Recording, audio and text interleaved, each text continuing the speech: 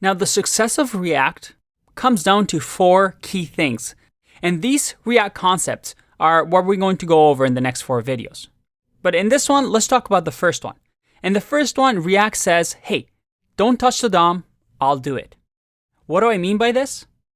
You see, many existing frameworks and libraries before React were directly manipulating this DOM on every page. First, let's just go over what a DOM is. If you remember, DOM is our document object model. It's what the browser uses to display, well, a website or a web app. And JavaScript is simply manipulating this DOM. That's all JavaScript is doing. For example, if I right-click over here and select Inspect, you'll see that here, if I click on Unvote, we'll get a little flash saying that, hey, JavaScript just updated this. If I click again, I get a little flash. The DOM is just the tree representation of the page. We start all the way up from the HTML tag, all the way down to the body through each individual element. And websites were built using things like this. All these ways that browsers allowed us to manipulate the DOM. They gave us the DOM API that we could access using something like inner HTML or get element by ID, get elements by tag name.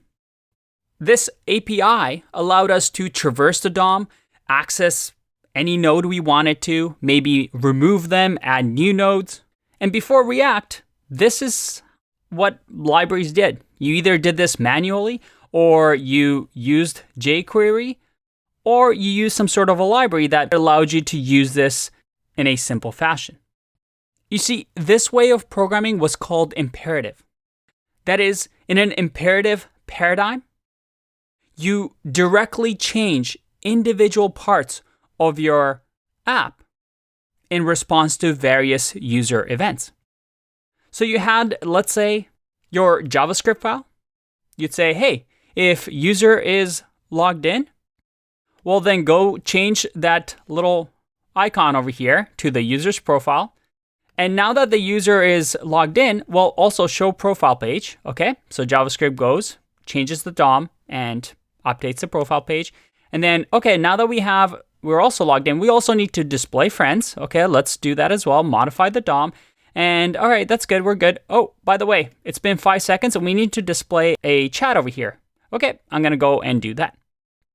Now, this sounds intuitive, but the problem with this imperative approach is that it becomes difficult to see the relationships between events and all these edge cases. Remember this diagram over here where we had AngularJS that all of a sudden had all these relationships affecting each other and all these arrows pointing to different things? Well, instead of this imperative approach, React came up with a novel concept, a more declarative approach. And this is what React says to you.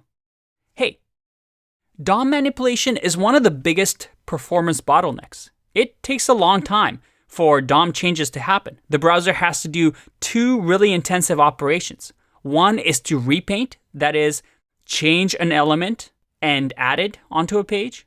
And then reflow, which is to recalculate the layout of the page and move things around if need be. So changing the DOM was a really expensive operation. So React says, hey, you know what? Let me take care of that. I'll find the best way for me to change the DOM and just declare to me what your app looks like. So all we need to do is say, hey, this is a JavaScript object of how I want the app to look. And React is going to hold this JavaScript object, this massive blueprint of how things should look. And based on this blueprint that we give it, well, React just says, hey, just tell me what the page should look like, and I'll take care of it. I'll do everything for you. I'll find the best way to use the DOM. You're never going to touch the DOM. Just tell me what the page should look like. This declarative paradigm is called that because we declare that, hey, this is what the state or data of our app should be like. And based on this state, well, then just make those changes.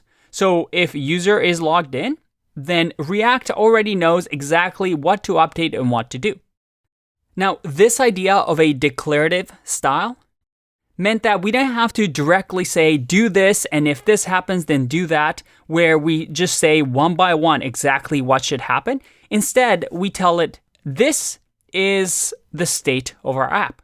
And React automatically just does it for us. The difference is that all the different states are accounted for in one place. That is one big JavaScript object that describes how our app should look. And this resulted in less complexity, better code quality, and faster developer times.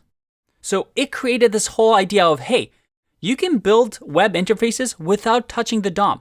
And this is where the name React came from. The name React is simply saying, hey, based on whatever the state or data of the app is that describes our app, I'm just going to react to it and change everything for you so that you get the display that you want.